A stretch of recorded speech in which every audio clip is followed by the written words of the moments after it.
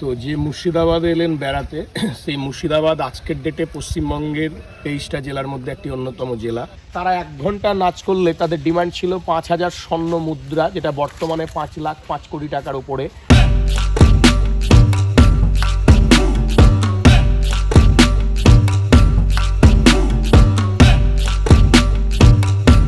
পশ্চিমবঙ্গ তথা মুর্শিদাবাদে একমাত্র এই বাগানবাড়িতে আমরা বাউলি বা বাউড়ি দেখতে পাই।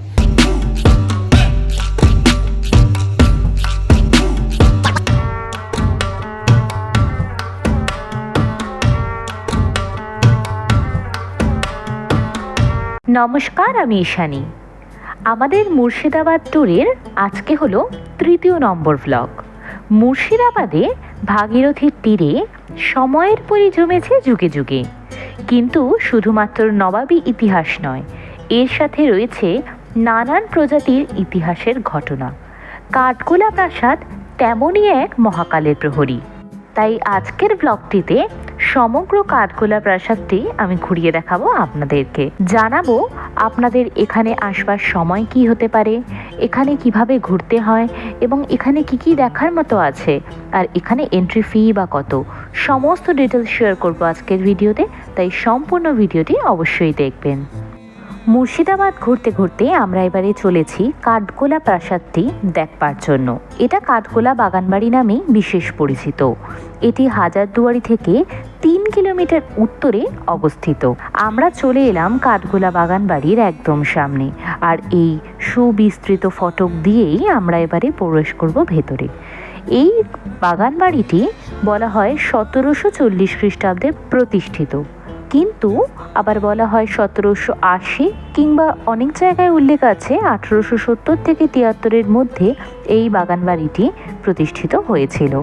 এই বাগানবাড়ির প্রতিষ্ঠাতা ছিলেন লক্ষ্মীপদ দুগর, যিনি ছিলেন জৈন সম্প্রদায়ের অন্যতম ধনশালী বণিক রায় বাহাদুর লক্ষ্মীপদ দুগর। এখানে ঢুকে এখানকার সুন্দর পরিবেশটা দেখতে দেখতে আমরা এগোতে লাগলাম, আর কিছুক্ষণের মধ্যেই আমরা এখানে টিকিট কাউন্টারে টিকিট কেটে নিচ্ছি। এখানকার জনপ্রতি টিকিটের মূল্য হলো 30 টাকা, আর এখানে কিন্তু গাইড সিস্টেম রয়েছে। আপনারা চাইলে এখান থেকে গাইড নিতে পারেন। অবশ্যই বলবো এখানে দরদস্তুর করে আপনারা একবার গাইড নিয়ে নেবেন। সকলেই প্রপার বাংলা বোঝেন তো? হ্যাঁ, প্রপার বাংলা বুঝি। তো যে মুর্শিদাবাদে এলেন বেড়াতে, সেই মুর্শিদাবাদ আজকের ডেটে পশ্চিমবঙ্গের 23টা জেলার মধ্যে একটি অন্যতম জেলা। আর গাইডের সাথে সমগ্র বাগানবাড়িটি ঘুরলে আপনাদের সুবিধাই হবে। আপনারা সমস্ত জায়গাটা খুব ভালোভাবে গাইডের সাথে ঘুরে নিতে পারবেন। আমরা এবারে প্রবেশ করব কাঠগোলা বাগানবাড়ির মেন কম্পাউন্ডে, যেখানে কাঠগোলা বাগানবাড়ির মিউজিয়াম, মন্দির এছাড়া নানান দর্শনীয় স্থান রয়েছে। আমরা এক এক করে সমগ্র বাগানবাড়িটা ঘুরে দেখব। জানিয়ে রাখি, এই বাগানবাড়িতে এলে আপনাদের কিন্তু সকাল 9টা থেকে বিকেল 5টার মধ্যে আসতে হবে। এটাই কিন্তু স্ট্যান্ডার্ড টাইম এইখানে আসবার। Sanjay Singh Dugar, he is the present owner of this garden. Now he lives in Kolkata, Bhawanipur, Elgin Road. Generation wise, he is the 6th generation of this family.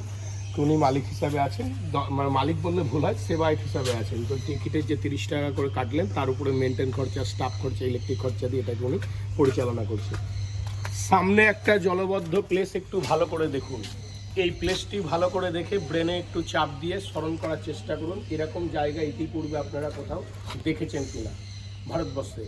তো এই জায়গাটাকে guide মাধ্যমে বলা হচ্ছে underground way or সুড়ঙ্গ পথ। এই underground way or সুড়ঙ্গ পথ নাকি মাটির তলা দিয়ে 1 কিলোমিটার জগৎ সেটের আদি বাড়ি ভাগীরথী নদীর তীর পর্যন্ত নাকি একটা রাস্তা ছিল 200 বছর আগে।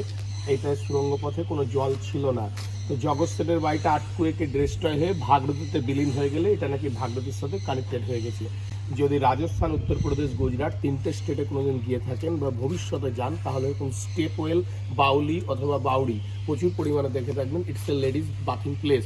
সামনে একটা ট্যাব আছে, পেছনে একটা ওয়েল আছে, ওয়েলের সাথে ট্যাবের কানেক্ট করা আছে।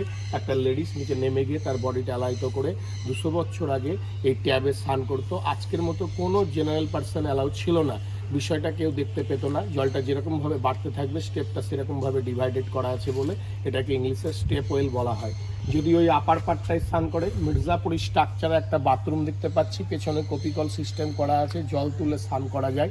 টোটাল পরিবেশটাকে আপনার মানে ওপেন, দূর থেকে দেখা যেতে পারে, তাই দূর থেকে দেখা গেলে মেয়েদের লজ্জা নিবারণের পক্ষে যথেষ্ট নয়, তাই দূর থেকে বিষয়টা যাতে দেখা না যায় তাই যে লোহার আংটাগুলো ঝুলছে মির্জাপুরি স্ট্রাকচারের উপরে একটা কাপড় দিয়ে গোল করে কভার করে ঘিরে দেওয়া হতো।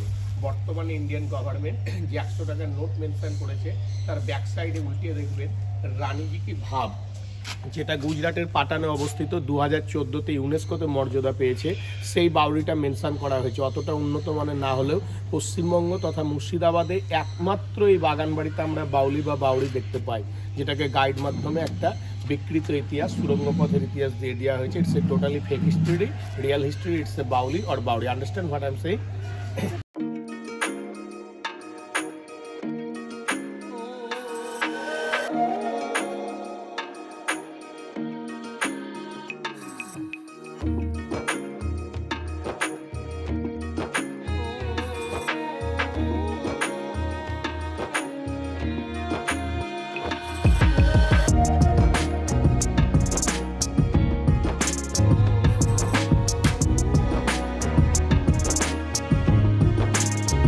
তো এই মূর্তিটি ইতালি দেশের বিখ্যাত শিল্পী মাইকেল অর মিকেল অ্যাঞ্জেলোর। এই মাইকেল অ্যাঞ্জেলোর মূর্তিটি যিনি তৈরি করেছিলেন ওনার নাম নাকি রাজস্থানের জয়পুরের শিল্পী দিবাকর ভাস্কর। টোটাল এক পিস পাথরকে দীর্ঘ পরিশ্রম করে ছেনি হাতুড়ির সাহায্যে কেটে মূর্তিটি তৈরি করে দেওয়ার পর শিল্পী দিবাকর ভাস্করের শিল্প জীবনকে ব্যর্থ করে দেওয়ার জন্য একটা ডান হাতের কবজি পুরোটাই কেটে নেওয়া হয়েছিল। সেই কাটা হাতের কবজিটা মূর্তিটির লেফট হ্যান্ডে মাইকেল অ্যাঞ্জেলোর পায়ের গোড়ায় অ্যাজ এ স্যাম্পল হিসাবে রাখা আছে। এবার আপনার মনে প্রশ্ন আসতে পারে স্বাভাবিকভাবে যে কাটা হাতটা কে তৈরি করলো, ওটা কি পরবর্তীকালে কোনো শিল্পী তৈরি করে চুন সুরকি আঠা জাতীয় কোনো কিছু দিয়ে ওখানে বসিয়ে দিয়েছে? এরকম কোনো কথা নয়। শিল্পী দিবাকর ভাস্করকে নাকি যখন মূর্তিটি তৈরি করার নির্দেশ দেওয়া হয়েছিল, সঙ্গে এই নির্দেশটাও দেওয়া হয়েছিল তুমি পাশে একটা কাটা হাতের কবজি রেখে দেবে। উনি বুঝতে পারেননি মূর্তিটি সম্পূর্ণ করে দেওয়ার পর কাটা হাতটাই ওনার হাতে পরিণত হয়ে যাবে। এবার দেখুন মাইকেল অ্যাঞ্জেলোর রাইট হ্যান্ডের 5টা আঙুল, নাকটা ভাঙা, এগুলো কিছু টুরিস্ট বছর 20 আগে ছবি তুলতে এসে ভেঙে দিয়ে গেছে, কারণ সেই সময় এই বাউন্ডারিটা ছিল না। আজকের ডেটে দূর দিয়ে যে বাউন্ডারিটা ঘেরা দেখছেন এটা ওই 4 ভাইয়ের যে ষষ্ঠ বংশধর সঞ্জয় সিং এর নাম বললাম, উনি এটাকে রিপেয়ার করে দূর দিয়ে ঘিরে দিয়েছেন যাতে দ্বিতীয়বার ছবি তুলতে গিয়ে মূর্তিটা কেউ ভাঙতে আর না পারে। টেবিল প্যালেসের 4 কর্নারে 4টে আছে, একটা ভেঙে গেছে, 3টা অবশিষ্ট অবস্থা আছে। এখানে বসে চা পান করা, দাবা পাতা জাতীয় জিনিস রেখে খেলা বিভিন্ন পারপাসে ইউজ করা হতো।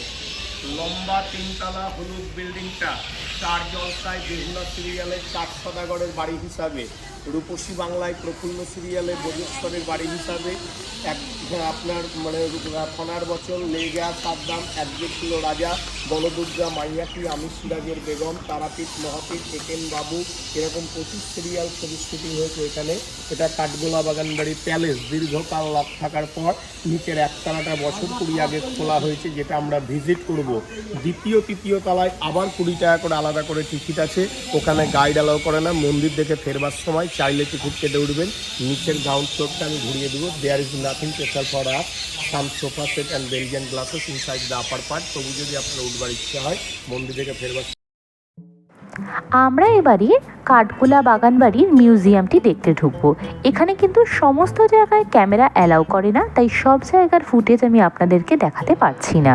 আর এছাড়াও আমরা এখানে দোতলায় গিয়েছিলাম এবং দোতলায় যাওয়ার জন্য কিন্তু এখানে আলাদা টিকিট কাটতে হয়, যেটার মূল্য 20 টাকা জনপ্রতি। আমরা সেইটা দিয়ে উপরে গেলাম। উপরে গিয়ে নানান রকম সুন্দর সুন্দর আসবাবপত্র, বেলজিয়াম কাচের নানান ধরনের জিনিস এবং তাদের ব্যবহৃত নানান জিনিস সাজানো রয়েছে। চারিদিকটা সত্যি ভীষণ সুন্দর লাগছে। এখানে কিছু কিছু জায়গায় ভীষণ সুন্দর সুন্দর কিছু কিছু মডেল দেখে আমরা সত্যি আপ্লুত হয়ে গেলাম।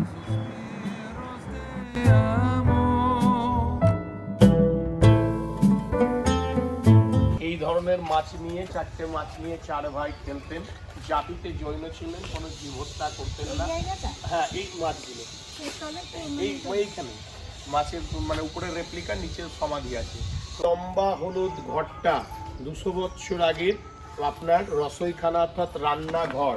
এই কিচেন রুমটাকে নতুন করে রেস্টুরেন্ট করা হয়েছিল প্যান্ডেমিক সিচুয়েশনে বন্ধ হয়ে যাওয়ার পর। আজকের ডেটে ছোট ছোট পার্টে ভাগ করে অফিস রুম, থাকবার রুম, পায়খানা বাথরুম, স্টাফ রুম এভাবে তৈরি করেছেন। উনি এলে এখানে স্টে করেন। তো এটা মাছের সমাধি ক্ষেত্র, যে মাছের কথা আমি পাচ্ছি ওটা নাকি 200 বছর আগে ডান্সিং রুম বা নাচ মহল। 200 বছর আগে যদি কোনো নবাব রাজা বাদশাহ ব্রিটিশরা এসছেন অ্যাজ এ গেস্ট হিসাবে, ওনাদের এন্টারটেনমেন্টের জন্য এই নাচমহলে লখনৌর হীরাবাই মতিবাই নামে দুজন বিখ্যাত ডান্সারকে নাচানো হয়েছে। তারা 1 ঘন্টা নাচ করলে তাদের ডিমান্ড ছিল 5000 স্বর্ণ মুদ্রা, যেটা বর্তমানে 5,05,00,000 কোটি টাকার উপরে। টোটাল ওয়ালটা বেলজিয়াম গ্লাস দিয়ে ঘেরা ছিল। ইনসাইডে কিছু হলে কোনো আউটসাইড থেকে কেউ দেখতে পেত না, আউটসাইডে কিছু হলে ইনসাইড থেকে দেখতে পেত। আজকের ডেটে ওপেন গ্যালারি হিসাবে পড়ে আছে। 200 বছর আগে ঘেরা ঘোরা নাচমহল ছিল। সামনে এগিয়ে সাদা চারকোনা ঘরটা 4 ভাইয়ের গুরুদেবের আশ্রম। জৈনরা এটাকে বলে থাকেন দাদাবাড়ি বা দাদাস্থান। ওই 4 ভাইয়ের গুরুদেব জিনহান সূর্যি, ওনার পদচিহ্নে ছাপ রয়েছে। চাইলে বাইরে জুতো খুলে একদম ভেতরে গিয়ে গুরুদেবের পায়ের ছাপটা দর্শন করবেন। গাছের আড়ালে দূরে যে সাদা মন্দিরটা দেখা যাচ্ছে ওটাই আপনাদের লাস্ট গন্তব্যস্থল। ওরা আগে আর যেতে পারছেন না। মন্দিরটা 4 ভাইয়ের জৈনদের মন্দির, আদিনাথজির মন্দির, জৈনদের প্রথম তীর্থস্থান। আগে দাদা বাড়িটা জুতো খুলে দেখে নিন, দিয়ে মন্দিরটা গিয়ে দেখুন। মন্দিরটা দেখে ওই পাশের ছবি টবি তুলে নাচমহল দিয়ে ওই পাশ দিয়ে প্যালেস পুকুরে প্যালেসের ভিউটা দেখে চিড়িয়াখানা পাশ দিয়ে বেরিয়ে অথবা প্যালেসে তাহলে এই পাশ দিয়ে মানে রান্নাঘরে পাশ দিয়ে এসে প্যালেসটার ভেতরটা ঢুকে প্যালেসটাকে দেখে আপনার চিড়িয়াখানাটা দেখবেন। কাঠগোলা বাগানবাড়িটির চারিদিকে ভীষণ সুন্দর সুন্দর ফুলের গাছ দ্বারা একদম সুসজ্জিত। সেই জন্যই তো এটাকে বাগান বাড়ি বলা হয়, বাগানের মধ্যে বাড়ি। ভীষণ সুন্দর এখানকার পরিবেশটা। আর এইখানে রয়েছে আদিনাথজির মন্দির। এটি হলো এই কাঠগোলা বাগান বাড়ির বিশেষ মন্দিরটি। বলা হয় এখানে নাকি লক্ষ্মীপদ সিং দুগড়ের মা এই বাগানবাড়ি দেখতে আসবার শর্ত দিয়েছিলেন যে যদি এখানে একটি মন্দির প্রতিষ্ঠা করা হয় তবেই নাকি তিনি তাদের ছেলের এই বাগানবাড়ি দেখতে আসবেন। আর মায়ের সেই শর্ত মেনে এখানে মন্দির তৈরি করা হয় এবং এই আদিনাথজির মন্দির তৈরির পরেই লক্ষ্মীপদ সিং দুগড়ের মা এখানে এসে এইখানের মন্দির দর্শন করেন এবং বাগানবাড়িটিও ঘুরে দেখেন।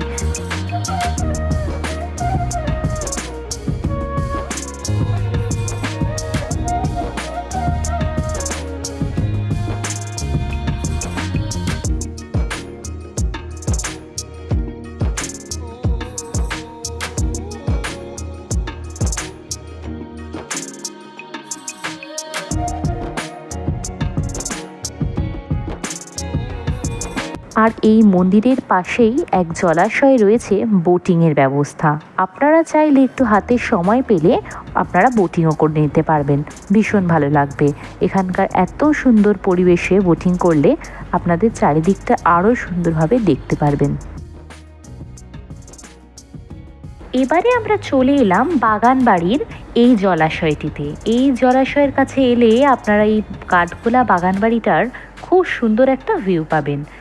আমরা জানি যে এই কাঠগোলা বাগানবাড়িতে নানান ধরনের শুটিং হয়েছে, আর সেই শুটিংয়ের জায়গায় আমরা এই জায়গাটার সিন কিন্তু বহুবারই দেখেছি। তাই এই জায়গাটা আমাদের জন্য খুবই পরিচিত। ভীষণ সুন্দর একটা স্নিগ্ধ সিনিক রয়েছে এখানে। এখানে এসে আমরা জানলাম যে এখানে যেরকম প্রচুর শুটিং হয়ে থাকে ঠিক তেমনি এখানে কিন্তু নানান ধরনের অনুষ্ঠানও অর্গানাইজ করা হয়ে থাকে। ভীষণ সুন্দর এই জায়গাটা। এবারে আমরা চলে এলাম এখানকার লাস্ট দেখবার জায়গাটি, সেটি হলো পাখি ও মাছেদের ঘর।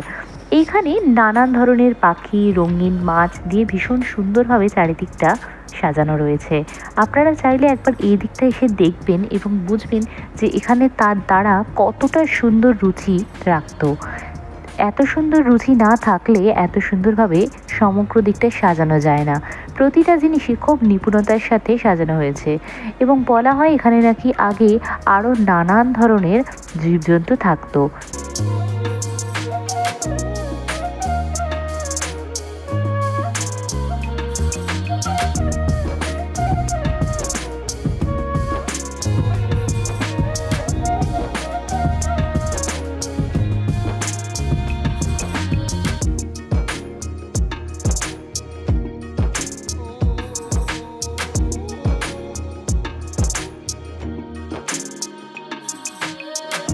পাশেই অবস্থিত এখানকার ক্যাফেটেরিয়া।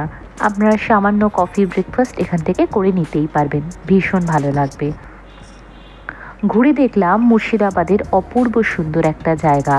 নবাবী আমলের রাজধানী মুর্শিদাবাদে ব্যবসা করতে বিভিন্ন মারওয়াড়ি সম্প্রদায়ের মানুষ আসতেন, এনারাও তাদের মধ্যে একজন। ভীষণ সুন্দরভাবে তারাও ভালোবেসে গেছেন মুর্শিদাবাদকে। তাই আমরা যারা ট্যুরিস্ট তারা অবশ্যই মুর্শিদাবাদে এসে এই জায়গাটা অবশ্যই দেখে যাই। এত সুন্দর জায়গা আর অন্য কোথাওই পাওয়া যায় না। এই কাঠকোলা বাগানবাড়িতে এমন অনেক কিছু আছে যা সমগ্র মুর্শিদাবাদে, এমনকি সমগ্র পশ্চিমবঙ্গেও নেই। তাই আমি রেকমেন্ড করব যারা মুর্শিদাবাদ আসবেন অবশ্যই এই জায়গাটা ঘুরে যাবেন, ভীষণ ভালো লাগবে। আজকে এতটাই, দেখা হচ্ছে অন্য ব্লগে। Till then, bye by.